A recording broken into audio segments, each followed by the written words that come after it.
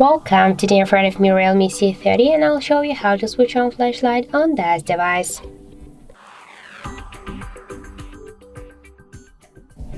So first let's open notification panel, and after that somewhere here you should find the search icon.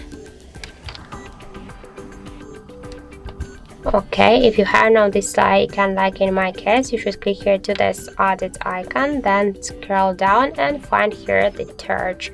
Hold the icon and drag it here to this up section, and after that tap to back to save the changes, and to activate the flashlight click here once on the search icon, and now we can see that the flashlight successfully activated.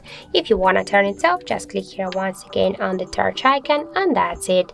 So thank you for watching, and if you find this video helpful, don't forget to leave a like, comment and to subscribe our channel.